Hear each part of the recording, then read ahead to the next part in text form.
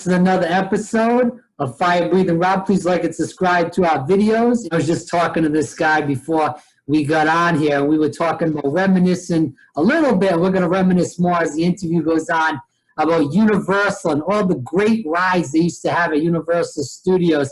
And I know, and I'm going to introduce him in just a second, all of the memories he's had there throughout the years. This is Johnny Awesome. You can look for him on YouTube, Johnny Awesome on YouTube. And Johnny, before we even get into it, thanks for coming on. I want to tell everybody this. Johnny holds the record for most rides on ET with 56 times in one day, which is impressive for any ride. But not only that, you also, and we'll go deeper as the interview goes on into your day there when this happened, you didn't just go on ET all day. You actually went on quite a few other rides. So I think that you did that so many times in one day and also got to go on quite a few other rides in the park. So, Johnny Awesome, thanks so much for coming on Fire Breathing Rob. Greatly appreciate this. Thanks for having me. Thanks for having me. You love the magic of Disney, and we'll start the topic with this. Going to Universal in the 90s and going into the 2000s with Confrontation, Jaws, E.T., of course, Twister, Back to the Future, Ghostbusters, Hanna-Barbera, Beetlejuice, and the Earthquake, too. And the list goes on and on. I really loved going to that park, and what they did to it was really terrible. But I want to get into the first question. Johnny, let's talk about this. Do you remember your first time at Universal Orlando? Yeah, I do, actually. It was in 2002.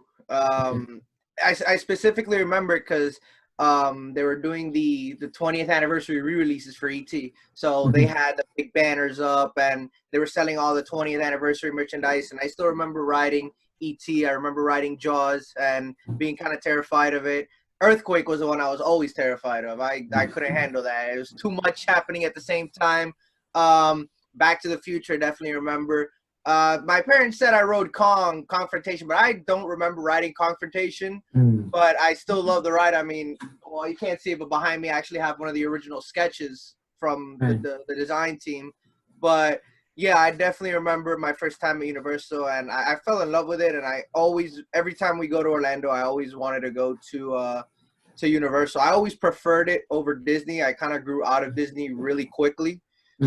And like I always preferred ET over Mickey Mouse, so I'd be like, let's go to Universal. I still would go to Disney on occasion, but it was mostly I was like, I want to go to Universal. What became your fascination with Universal instead of Disney? Well, I think with Universal, it was more, how do I say it, like gritty realism almost. Like, you know, in Disney, it's all happy-go-lucky. You have the princesses and Buzz Lightyear and all of that.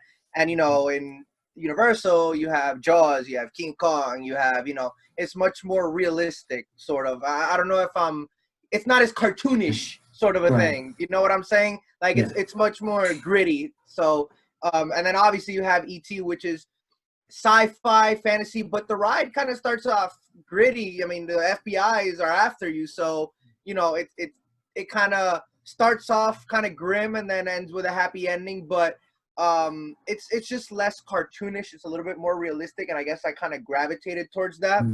When did your fascination start with E.T.? Because it came out, correct me if I'm wrong, before you were even born. Yeah, it came out in 1982. I was born in 1999, so way after. But my fascination with E.T., and I think just the fascination with movies in general, actually came after the first time I went to Universal. Like I said, they had just done the 20th anniversary, you know, 2002, that was the year, the 20th anniversary E.T. They re-released it into theaters. And one of the things my dad got me was the actual DVD. I actually have, well, I had it here. It was the 2-disc set. It was the remastered one and the original version of the movie. And it had a bunch of behind the scenes and, you know, like a documentary on making the movie. And I would just sit there and go through everything, all the pictures, the behind the scenes, everything. And I would just sit there and I'd watch the movie over and over again. I think E.T. is one of those movies that I just know by heart. Like, I don't really know too many movies by heart. Probably just E.T. and Right. Rocky maybe, but yeah, that's where that fascination started, was after that first time at Universal. I got that 20th anniversary DVD, and I just started watching the movie over and over and over again. What made you want to go on the ride 56 times in one day? I mean, that's really impressive. Well, every time I'd ride ET, like before before I did that, I would only go to Universal like maybe every few years, because Okay. the theme parks were expensive, Yeah. and my parents couldn't afford taking a 4-hour drive every single time. Right. Like, I go for my birthday and stuff like that, so every time I got to ride it, it was special. And now, well, the first time I went since like 2012, I had won a contest to stay at the Gaylord Palms, which is a beautiful hotel in Orlando. And I was supposed to go for my birthday, but I told them, hey, since we won it for a Christmas contest, it was for the ice show. I was like, well, let's just kill two birds with one stone. We're in Orlando, I might as well go. So I went on ET, and my love for that ride kind of came back. It Now, reminded what me. year was this, Johnny? This was the year before I actually did the 56 times. So it was December, and then I went back in July. Okay.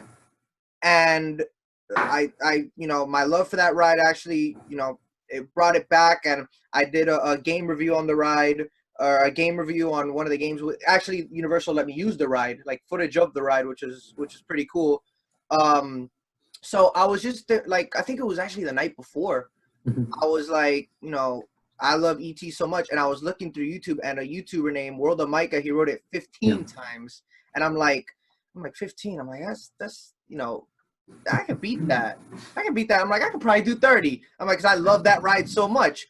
So I get there, and I'm in my Marty McFly get up, with the vest. Right. I hadn't been back since December, and a cast member who is now one of my closest friends.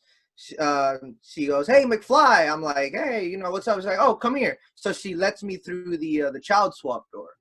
Yeah. Goes, you see that door right there? It's like, how they have the big cave and then that black door. She's like, you could use that door. I'm like, all right, cool. So I go in, I ride, and I come back, and I get back in line like a regular person.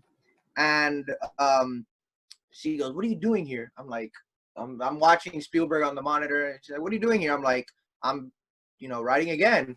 She goes, no, get over here. Come here. So she grabs me and takes me over the door. She's like, you're going for that record, right? Because I told him about it, and I'm like, yeah. It's like, you use that door as many times as you need to today. I don't care what they tell you. Use it as many times as you want. I'm like, all right then. So that door would it was the VIP door, so it would bump you to the front of the line every time. But I mean, ET never really has a line unless it's backed up. So I mean, I guess they're like, just let them use it. But yeah, so and I'm like, well, now 30 is like, chump change to me. I could probably ride this 100 times if I wanted to, if I'm getting bumped to the front of the line every time. So, I rode it, I think it was 30 times, and then I went and I wanted to ride everything else because I hadn't had the chance to ride Fast and Furious, and I hadn't had the chance to ride a few other things. So I went there, I rode the rest of the stuff at Universal Studios, and I came back and finished it off for the night. I probably could have done it 60 times, because I don't think I wrote it all the way to closing. But yeah, I was actually gonna attempt to re-break the record, but I guess they told them don't let me through the production door again. Like, we can't have people do that. Was this a different day, or was this the same day? No, this was a different day. This was okay. Yeah, but I was gonna attempt to re-break it, but I guess they told them, they're like, yo, like we can't have people going through that door. So, and I understand that, like, yeah, I'm not anybody special. But yeah, I think I thought of I'm pretty sure I thought of the idea the night before. Like, I was just up and I was excited to go to Universal. I'm like, you know what, I'm gonna do this, and I wanted to do it because I love this ride so much. And at this point, I didn't know about the contract they have with Spielberg, so I thought, well, ET's days are gonna be numbered soon, because there was already rumors flying around that they were gonna replace it with Super Mario. And I was like, I want to do something big to kind of show Universal, like, we care about this ride, even though nobody goes on it anymore, but we care about this ride, and we want it to stay here. And I was just, I was commenting. But is that why you feel like it's because it's in the back of the park in that kids area that people just kind of don't even go in that area anymore? That's a possibility. That's definitely one of the factors of it. But also, too, you got to understand the movie came out like 30 something years ago. It has Yeah, no, it doesn't have, it's a standalone movie. It doesn't have a sequel. So, a right. lot of, it's not like Fast and Furious that the series is still going on. They have the Minions, the Mummy, like even the Mummy, they did the remake with Tom Cruise not too long ago. So, it's not like a big franchise that a lot of people recognize, so people are just like, I don't really want to go on ET, or like I said, The Simpsons. It's right next to it. The Simpsons is like a few steps away from it. So I think that's another reason too, is because it's such an old franchise that people just they don't associate with it anymore as much as the other stuff in the park. But also too, it's in the back corner as well, and not a lot of people go back there. You doing this ride, was it because you wanted to bring that publicity to the ride? You feel like, hey, if I put this on YouTube, maybe somebody from a news organization will see it, maybe Steven Spielberg will see it, and maybe Universal will even kind of recognize and say, wow, somebody came to our parks, they did something cool. What were you trying to get to with doing that? I mean, I didn't go into it like saying, oh, I'm gonna do this for publicity or anything. I just care about the ride. Mm-hmm. And it's funny you say Spielberg, mentioned Spielberg. I actually sent him a letter with a USB with the video, and it had been like a year since I sent the letter, and I was that same week I was like, you know what, like I let's give up on that. He's not going to respond. Like, he's Steven Spielberg. He probably gets mountains of fan mail every day. And then one morning, my boss, I also coach basketball over here in Miami. My boss, Sure. like, well, you got to get up early because we have to pass out flyers to advertise the league. And I Yeah. check in the mailbox, and the first thing I see in the mailbox is an envelope with my name on it, and on the top left corner is the Amblin logo. And Mm. I lost it. I completely lost it. And I opened up the letter, and it said, Steven right now can't get to you because he's filming West Side Story out in New York, but your USB with your ET videos is on his desk and is waiting for him to come back. And I go to my boss. I'm like, you know what it is that one of my videos is sitting on Steven Spielberg's desk, just waiting for him to come back from New York to be watched. I was the happiest man in the world. I was like, wow. And the fact that they actually got back to me was insane. And Universal didn't really recognize it. I did hear that in Hollywood, somebody rode Jurassic Park 80 times before it closed, and they did the revamps, and then at the end proposed. They recognized that. Like I saw Universal even posted an article about it. A few people from Universal got back to me on Twitter. Their Twitter page responded to it. Who else was it? One of the head of creatives, I forgot his name. I can't think of his name right now. Michael Aiello, I think his name is, something like that. I'm sorry if I butchered his name, but he gave me a big thumbs up. James Keaton, the guy that plays Jack the Clown from Halloween Horror Nights.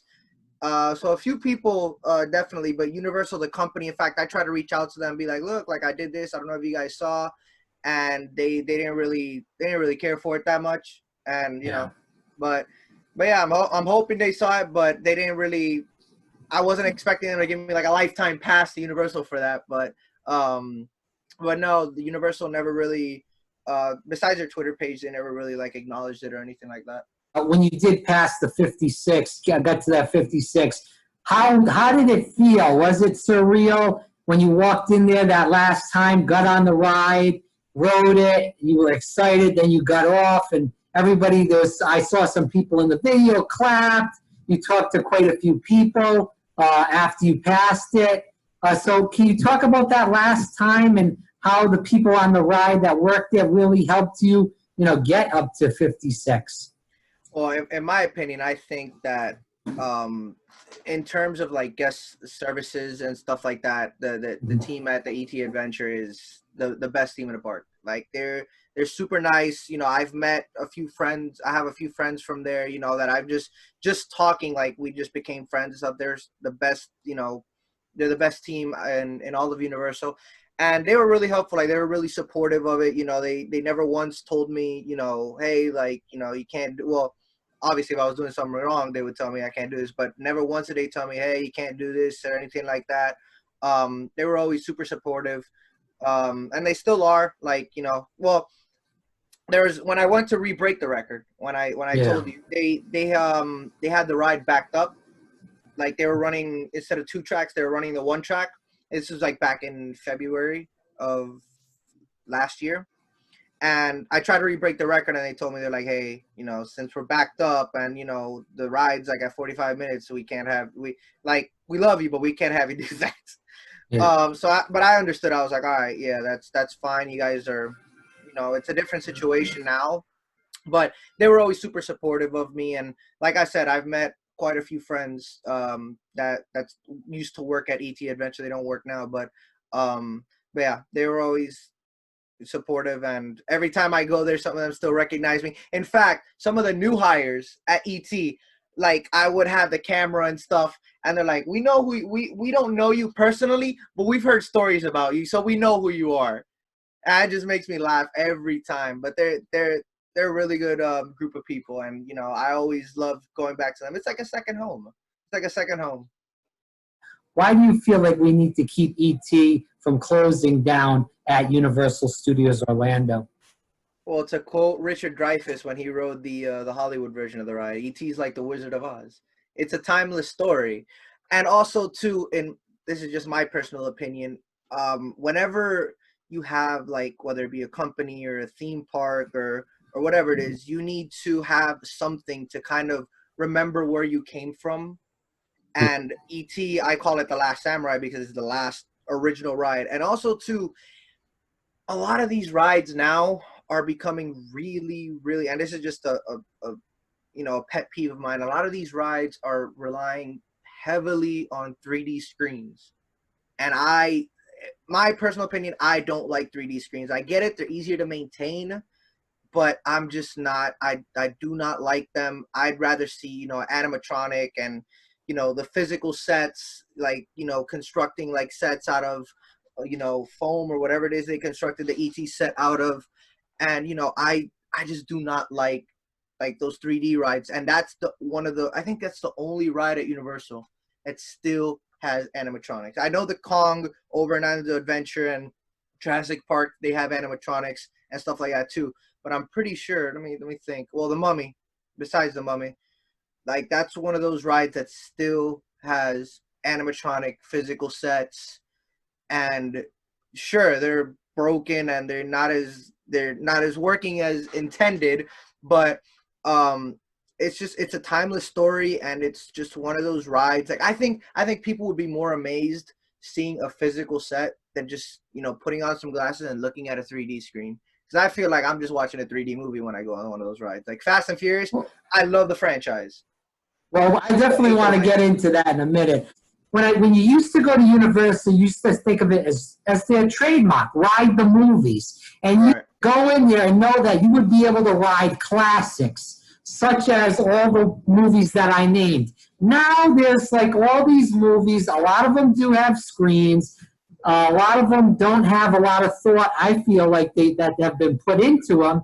So where do you feel they went wrong? Did they try to compete with Disney too hard and putting all these stupid things in?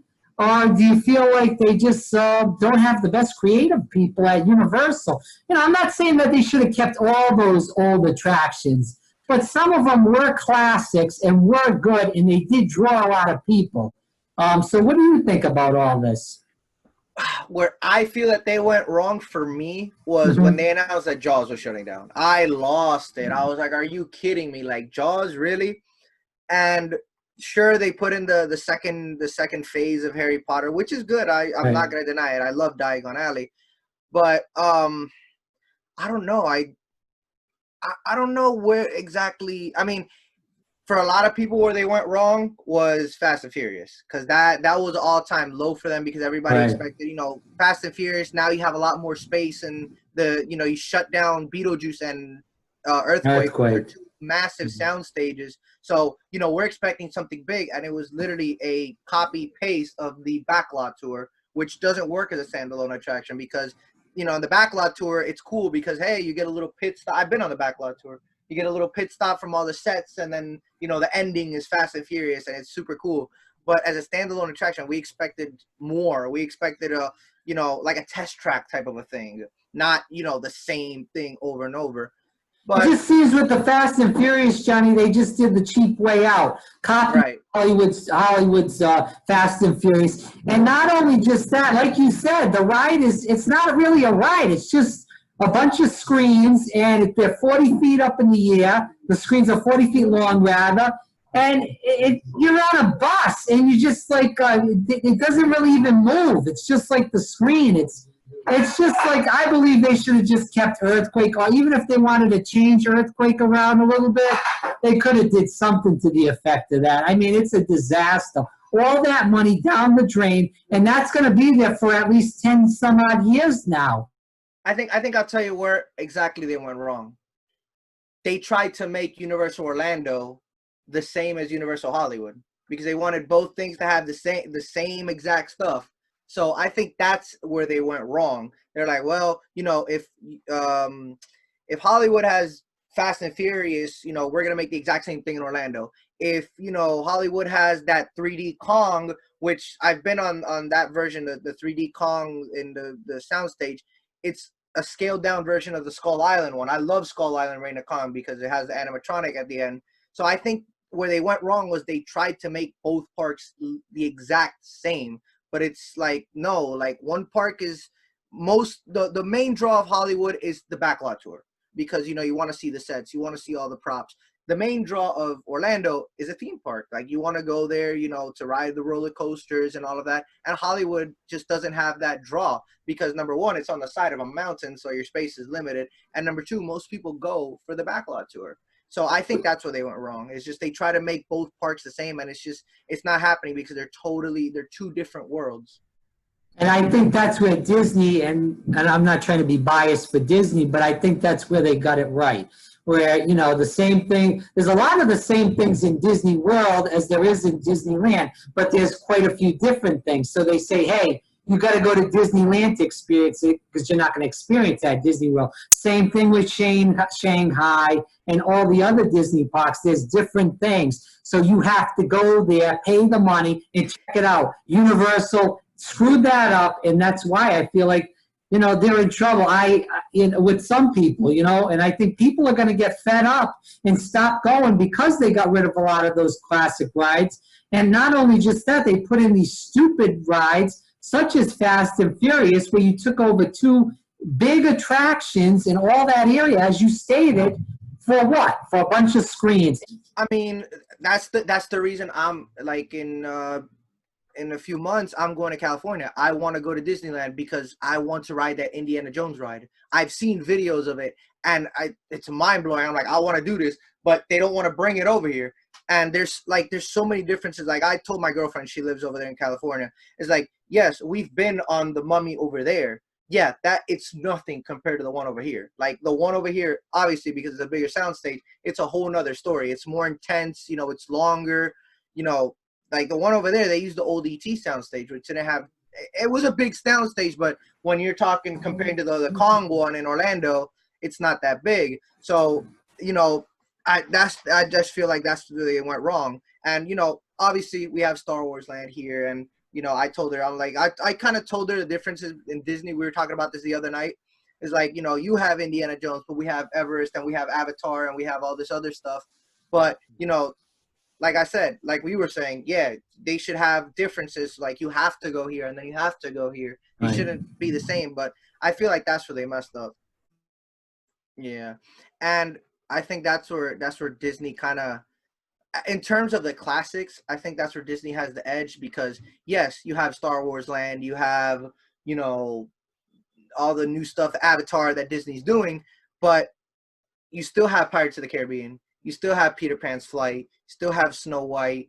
You still have the original Star Tours. Like, they didn't like tear that down to add the new land. You still have the original Star Tours, but again, Disney has more room. They have a lot more space. I mean, now with the third park opening up, let's see, but they have a lot more room. But that's where I feel that Disney has the edge over the classic attractions. They keep theirs, and they remodel them every so often. Like, I wouldn't be opposed. I know Spielberg would be opposed to it, but I wouldn't be opposed if they were to enhance ET.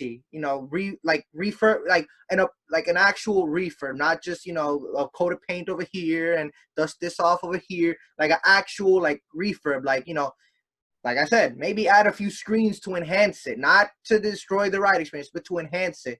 Now, I know a lot of people would be like, well, we want to keep the original ride. I mean, that's all fine and dandy, but they add when Pirates of the Caribbean came out, the one with Johnny Depp, then they add a Johnny Depp animatronic at the end of the Pirates of the Caribbean to tie in with the movie. Right.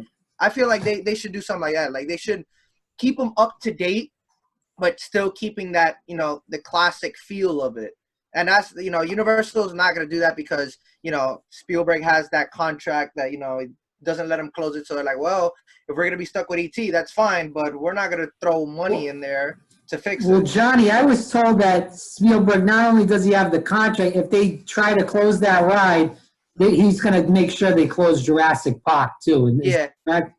His thing is, if you close down ET, anything associated with my name on it, and it's a lot more than Jurassic Park. It's Jurassic Park. It's Transformers because he's actually he's credited as a producer for that ride. So it's Transformers. It's Jurassic Park.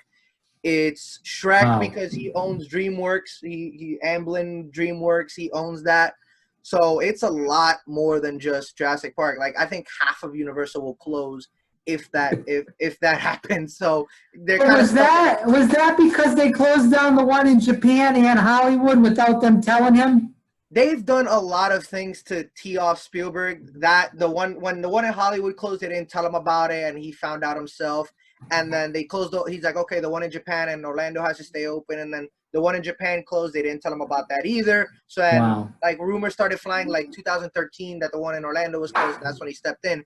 But one of the big things that Universal, and this is not Universal as a theme park, I guess it's more Universal as the backlot. I don't know if you've heard the story. They had the original orca from Jaws in the backlot at Jaws scene. Right. And he would go in every so often and, kind of get over his PTSD filming that movie. And he would get in the boat and he would shake and stuff like that. And 4 or 5 years went by and he hadn't seen the boat. And he goes into the backlot and the boat's gone. And he goes to Sid Sheinberg, the head of the studio at the time. He's like, where's the boat? Where's the orca? And he's like, I don't know. Isn't it supposed to be there? He's like, no, it's not there. So he calls I guess, I don't know if it was a maintenance worker or somebody that works in the backlot. And he's like, where's the orca? He's like, the orca? That boat that was in the backlot? He's like, yeah, the original orca that was used to film Jaws. He's like, oh, that boat, it was all dry rot and it had termites. We took a bunch of chainsaws and axes. We chopped it up and sold it for lumber.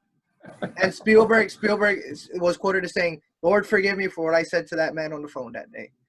He's like, I went nuts. And I would too. That's an iconic piece of film history. That's, the Jaws. Well, I was told that Jaws closed down in Orlando, not only for Diagon Alley, but also they were paying so much money for that fuel, which is fine then. You know what? They could have kept Jaws. They could have cut that scene out, and they could have got rid of the fuel scene and had it up a different way. That's my take on that is. It wasn't just the fuel. Yes, that was a part of it, but also too, it was maintaining the animatronics and how they were unreliable since it started. Yeah, you know that. And there was also it would cost them $1 million every year to drain and clean the lagoon. Every single year was $1 million. So obviously they had to maintain it. They had to keep it clean. the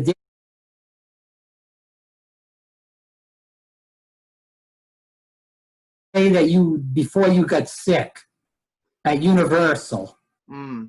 This was probably the only time I didn't have fun at Universal, and that's saying something.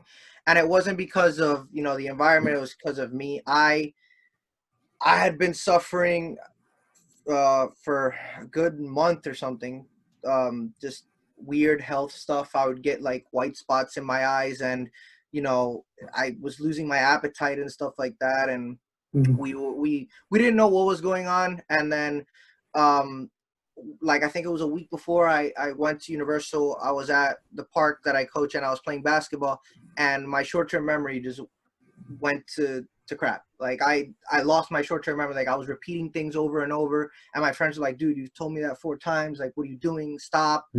And so, you know, but I wanted to go in March for my birthday to Universal, because February I had a busy month, so I couldn't make it out of February, so I wanted to go in March. And so I went to a neurologist, and they're like, yeah, it's probably just migraines that you're suffering. And I'm like, okay, that's cool. So I went to Universal, and like the night before I went to Universal, I contacted my friend who, she works at Universal, but she went with me that day because we always hang out when I go up there. And we were actually supposed to go clubbing at some of the lounges that they have over there. And I felt like, you know, when you get gases in your stomach, I felt that in my chest.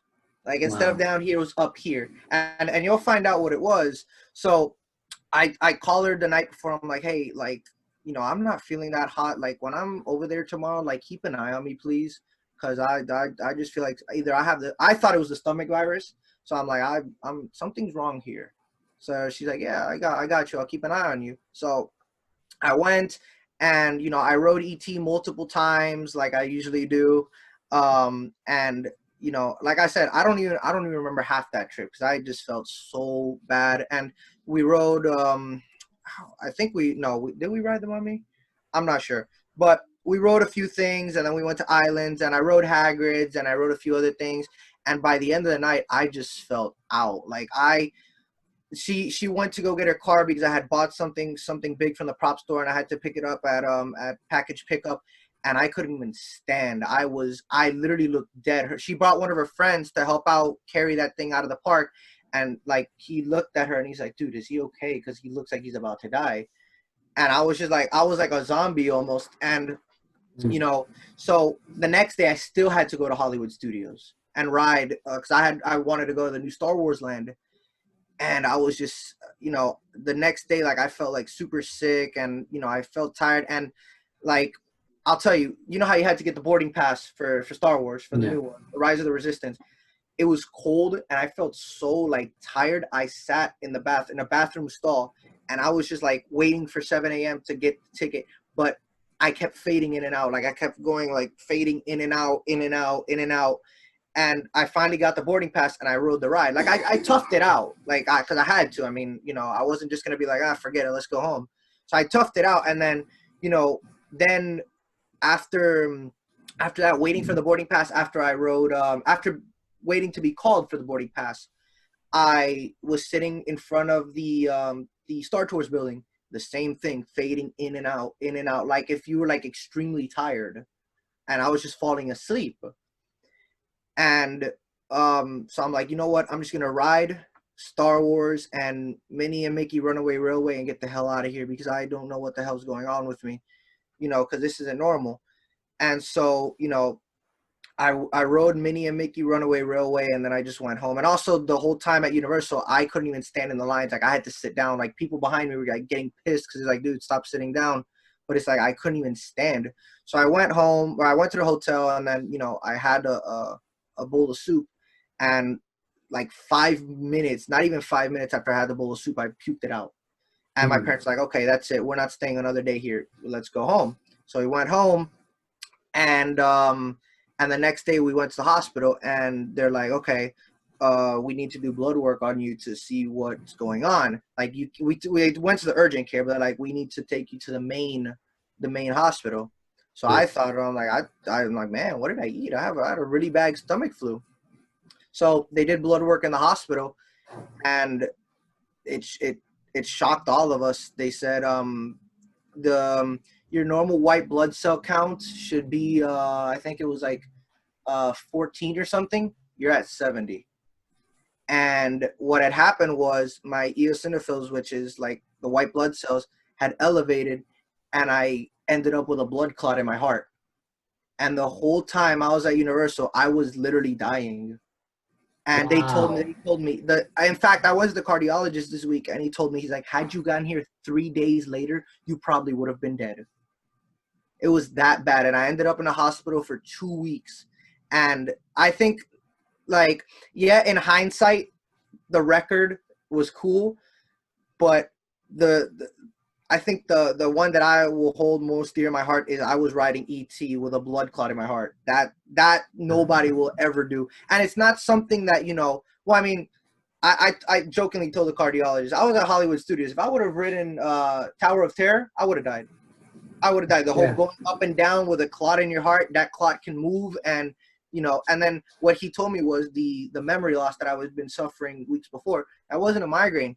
That was a blood clot traveling, and you were having mini strokes, and you didn't even Wow. notice. And yeah, and so like I don't know, you guys know that Jordan had the flu game. That was my flu game. Like going to Universal and Disney, even though it was something extremely dangerous, but we didn't really know how bad it had gotten at that point. But Right. yeah, like that was the only time I didn't have fun at Universal. But it wasn't because of me. It was just because I was so I was literally just at that point almost a walking corpse. And you Yeah. know, like I said, I toughed it out, and you know, I got to ride most of my favorite rides, but it was hell. It was really hell. It was bad. So the record is cool, but you know, I'll tell people try riding ET with a blood clot in your heart. See how that turns out for you. But That's yeah, a no, that crazy story. Yeah. it, So as we finish the interview, can you tell people where they can find more about you on your YouTube channel, Instagram, Facebook, whatever it may be, Johnny? You can find me on YouTube at Johnny Awesome. It's the guy wearing the sports jersey with the rings and the basketball. My Twitter is Johnny Awesome V1, and my Instagram is Johnny Awesome IG. I'm always posting ET stuff and, you know, Universal stuff and sports stuff as well. I love sports.